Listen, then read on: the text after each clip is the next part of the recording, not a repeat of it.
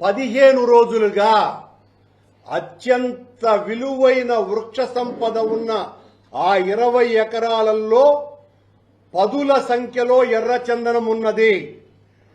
15 రోజులుగా ఇక్కడ వర్క్ జరుగుతున్నది.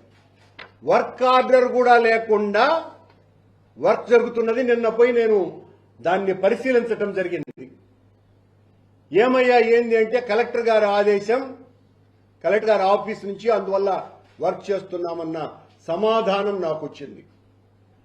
అంటే రిజిస్ట్రేషనే కాకముందే అక్కడ అత్యంత విలువైనటువంటి ఎర్రచందనం దుంగల్ని, చెట్లని కూడా కూకటి వేళ్లతో పెకలించేసి అనేక చెట్లని మాయం చేసేసినారు.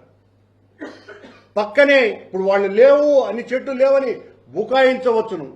ఇదే అరవింద్ హాస్పిటల్కు యువతల వైపున మన వేద విశ్వవిద్యాలయం ప్రక్కన ఉన్నటువంటి స్థలంలో కొన్ని వందల సంఖ్యలో రుజువుకు ఇంకా ఎర్రచందనం చెట్లు ఉన్నాయి. ఇక్కడ మాత్రం అతి తక్కువగా కనపడుతున్నాయి.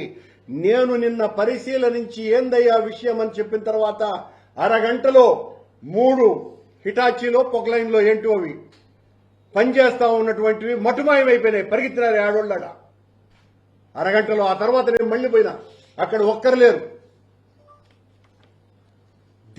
ఏం మతలబు ఉన్నది ఇక్కడ?